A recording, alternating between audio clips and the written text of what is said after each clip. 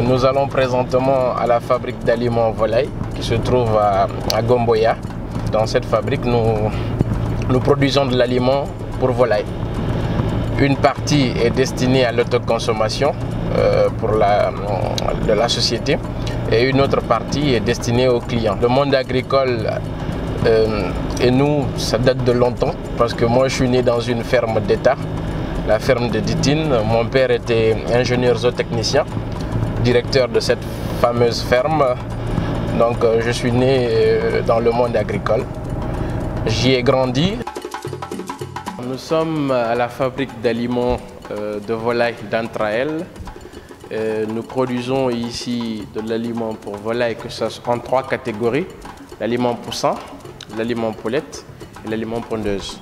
Ici, on privilégie surtout la qualité. Nous faisons régulièrement 500, 550 à 600 tonnes d'aliments par mois.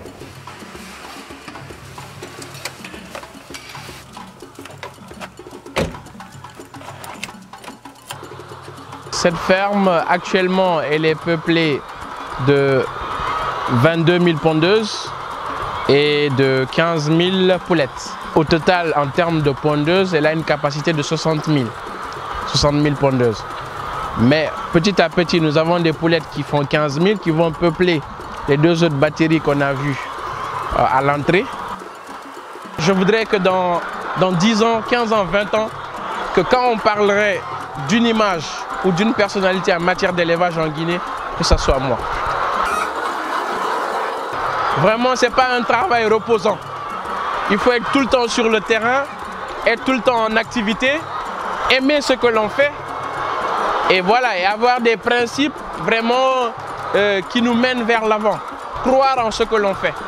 Je pense que c'est des priorités qu'il faut avoir dans la tête et avoir des objectifs futurs, c'est-à-dire se fixer des objectifs toujours, c'est-à-dire il n'y a jamais, on n'atteint jamais ces objectifs. Chaque objectif atteint amène un autre. L'élevage m'a permis d'être un peu indépendant d'un point de vue économique. Aujourd'hui, grâce à l'élevage, l'aspect financier est là, mais en dépit de cela, je continue à apprendre. J'arrive à voyager à travers l'élevage et de découvrir encore d'autres personnes qui font la même chose que moi. Dans l'entendement populaire, c'est se salir et après, ça ne rapporte rien. Je viens ici chaque jour, je me salis, j'effectue une activité que j'aime beaucoup. Cette activité, elle est très intéressante, elle est rentable, je ne le cache pas. Et j'invite les jeunes à venir vers le monde agricole, que ce soit l'agriculture, que ce soit l'élevage, c'est ici l'avenir. Boubacar Dansoko, c'est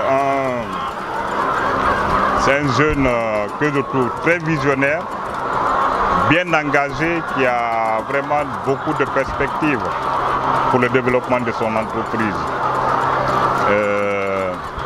Il a une large ouverture et surtout c'est quelqu'un qui a la passion, qui a l'amour de ce qu'il fait.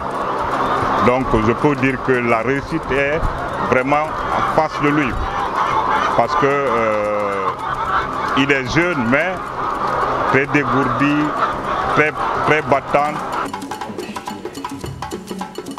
Depuis 2012, je suis dans cette activité, mais je peux vous dire que je me suis cogné la tête maintes fois.